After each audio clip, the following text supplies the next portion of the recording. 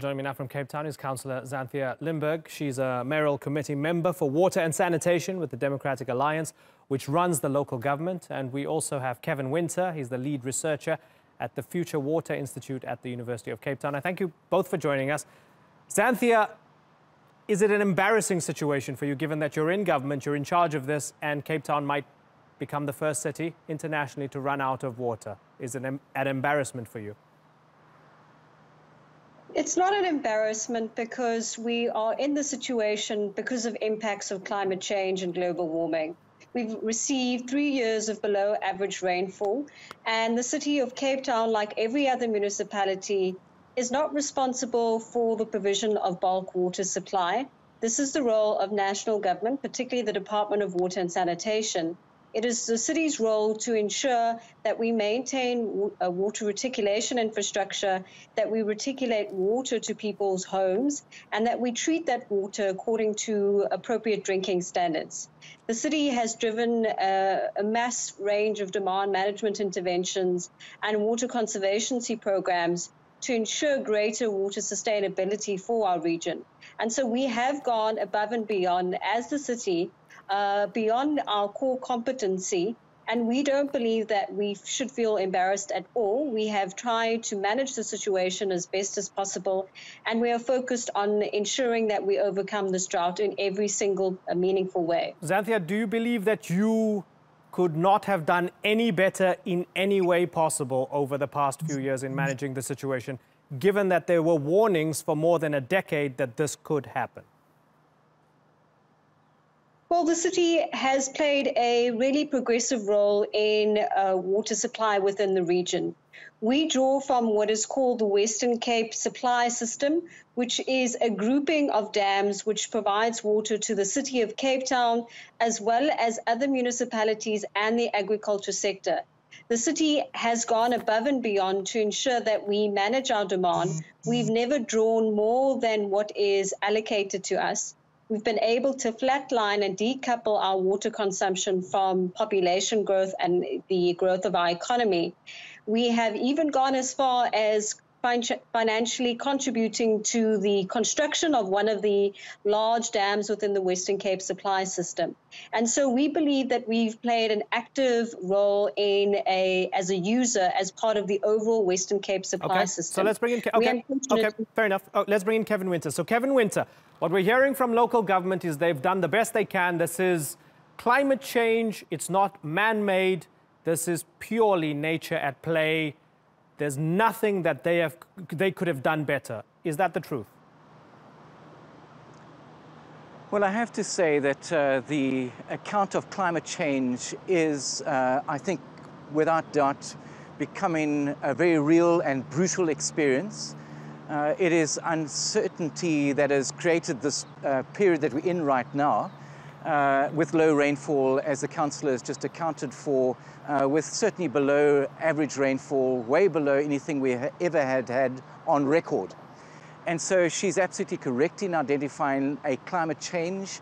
I think we're not only observing it, I've seen it in models now, and the long-term climate model for the Western Cape is a more drought-prone, dry area with the frequency of the droughts becoming closer and closer. And I think she's quite right. And as we look on the data, and we scientists, as we look on the data, that the only way we can begin to explain what's currently happening, and we don't know how long this is going to last, but certainly it has to be framed within a climate change scenario. And of course, this is the kind of interest worldwide in how many more cities like this will be affected by this very brutal attack on our weather variability. Okay, and at the very end, I'll ask you what your message is to those other cities that might have some dangers ahead, the likes of Melbourne and Sao Paulo and so on. But let's focus in again on Cape Town. Xanthea, we have Minister Des van Rooyen across the political aisle, undoubtedly a dog in the fight in trying to criticize the DA. He's criticized the Western Cape government for slow spending of the drought relief fund. Have you spent the money properly, or maybe he's right? Have you spent it too slowly?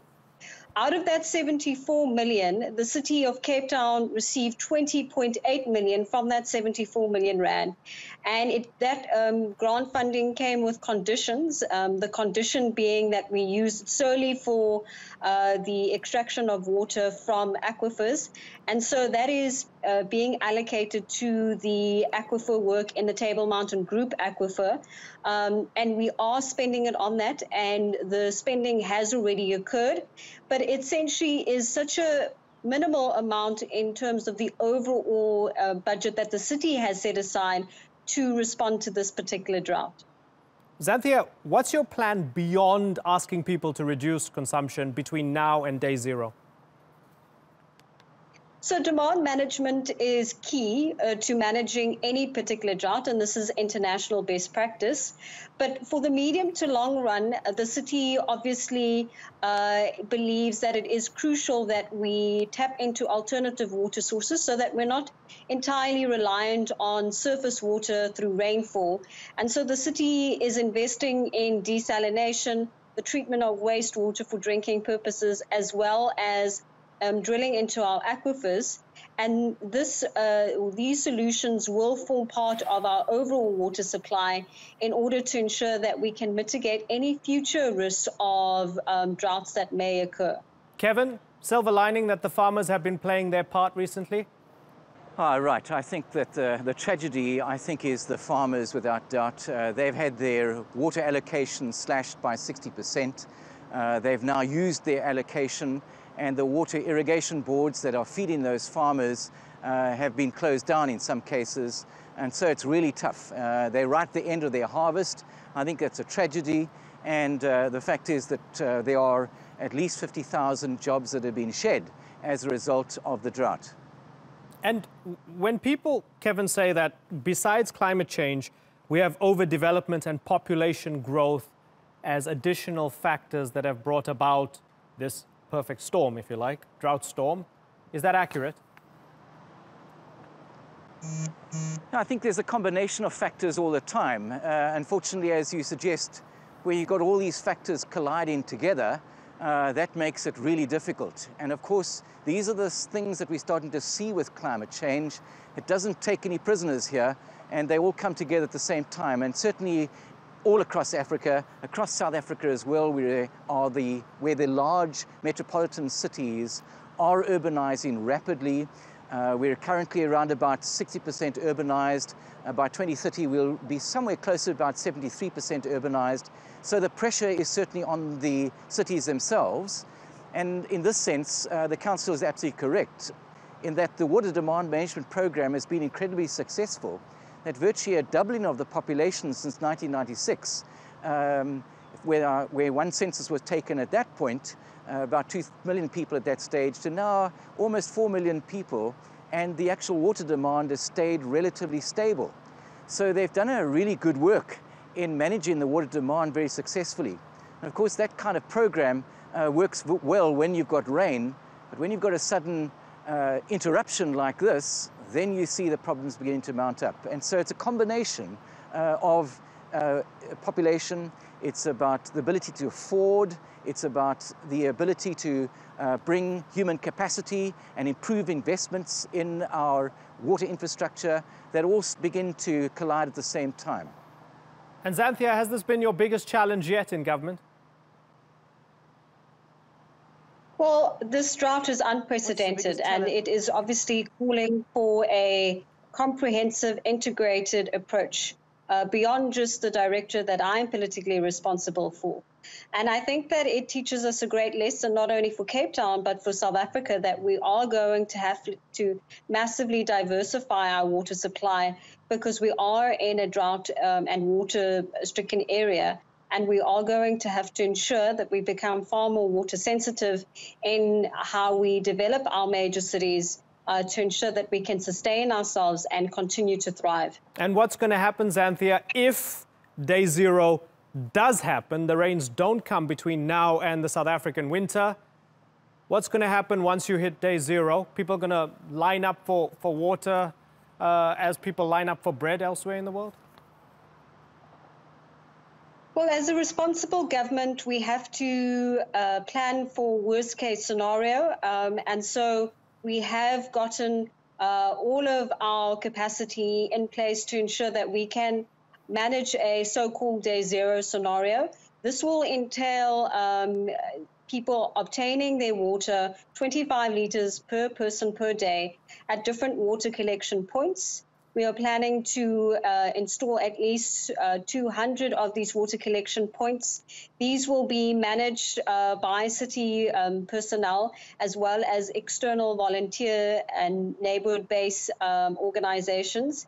In addition, the South African Police and the South African Army Force will also be assisting and committing their resources to ensure that law and order is maintained. These sites, we have largely completed the technical assessments, done the layout, and we're in the process of procuring the necessary infrastructure and equipment to manage these water collection points. But it is obviously my job as the political oversight responsible to ensure that we don't reach that point, and we are driving all of our efforts to ensure that we can avoid a day zero scenario. Mm-hmm. Kevin, for those who see Cape Town as a litmus test, it's a big city. It's a city that many people around the world know about, people want to travel to. For those in places like Sao Paulo, Mexico City, Melbourne, and so on, what's the lesson? Don't take the rains for granted? Well, I guess the first lesson is, as I said early on, this is a brutal act, and it's come on far faster than I think we would have liked. I think we've always had the impression from worldwide, the literature on climate change, that it would be a slow process, that we could manage it, it would give us time, and that we would simply be going into a warmer climate and we could do the various mitigation measures with sufficient time and planning in hand. That's clearly not the case here at all. And so one of the things that we have to think about here is just how much resources do you put ahead in schedule of, say, 20, 30 years ahead in order to deal with this. And of course, for cities in Africa and in South Africa, that's an enormous capital investment that has to take place. And there will always be shortcomings. And the other important thing about a city which makes it completely unique to some of the others you've just listed right now is that we have vast disparities of wealth and poverty within the city. Mm-hmm. And so we have to think really about how water doesn't get to a price which becomes a commodity and makes it extremely difficult to be able to service the poor and the vulnerable. So it's very different in that sense, and of course it's a really interesting city as a case study.